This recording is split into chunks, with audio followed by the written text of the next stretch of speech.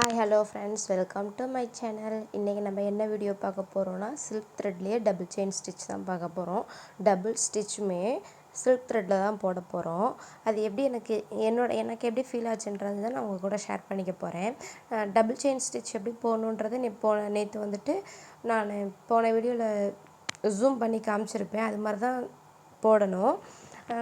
நம்ம ஒரு விஷயத்த எதிர்பார்த்து போகிறோம், அந்த விஷயத்தை நோக்கி நம்ம நகர்றோம் அப்படின்னா அதோட விஷயம் அந்த அந்த அந்த இது நமக்கு நடக்கிற வரைக்குமே, நம்ம எந்த கான்செப்டுக்கு போகிறோமோ அந்த கான்செப்ட் நம்ம எந்த லட்சியம் எந்த இலக்கை நோக்கி ஓடுறோமோ அந்த இலக்கு நம்ம கிடைக்கிற வரைக்குமே, அதை அடையிற வரைக்குமே நம்ம தொடர்ந்து முயற்சி செஞ்சுக்கிட்டே இருந்தால் மட்டும்தான் அது நமக்கு கிடைக்கும்.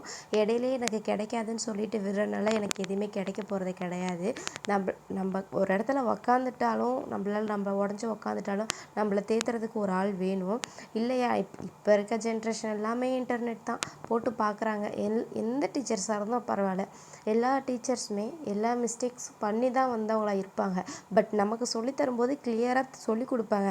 பட் அதே டீச்சர்கிட்ட போய் நம்ம வந்துட்டு என்ன கேட்க முடியும்? மிஸ், நீங்கள் இந்த மிஸ்டேக் பண்ணிங்களா, இது உங்களுக்கு நடந்துச்சா அப்படின்னு கேட்க முடியுமா? இல்லை, யாருக்காவது அந்த தைரியம் இருக்கா?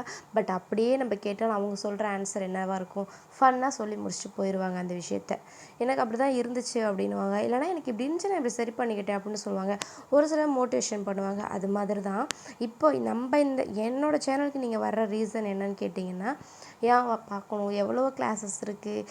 இப்போ நான் வேணால் போடுற வீடியோ கிளியர் இல்லாமல் இருக்கலாம், பட் போக போக நான் டெவலப் ஆயிடுவேன்ற மோட்டிவேட் எனக்கு இருக்குது. எனக்கு நானே அதை சொல்லிக்கிறேன். என்னோடய வீடியோவில் வந்துட்டு என்னோடய ஓன் எக்ஸ்பீரியன்ஸை நான் உங்கள் கூட ஷேர் பண்ணுவேன். நீங்களும் உங்களுக்கு இந்த மாதிரி நடந்துச்சு அப்படின்னா ஷேர் பண்ணுங்கள். வாங்க சேர்ந்தே ஆரி கற்றுக்கலாம். நான் இந்த வீடியோவில் நான் உங்கள்கிட்ட என்ன சொல்ல போகிறேன்றது எனக்கு தெரியலை. பட் சில்க் த்ரெட்டில் நான் எப்படி டபுள் செயின் ஸ்டிச் போட்டேன் அப்படிங்கிறத மட்டும் நான் சொல்கிறேன். டபுள் செயின் ஸ்டிச் வந்துட்டு எனக்கு ஜரி த்ரெட்லேயும் சரி சில்க் த்ரெட்லேயும் சரி ஓரளவுக்கு நல்லாவே வந்துச்சு. இதில் வந்துட்டு நான் பெருசாக ஹெல்த்தியெல்லாம் ஃபீல் பண்ணவே கிடையாது. அந்த நடுவில் மாட்டி வரும்னு தான் சில்க் த்ரெட்டில் நான் டபுள் செயின் ஸ்டிச்சில் ரொம்பவே பயந்து தான் உக்காந்தேன்.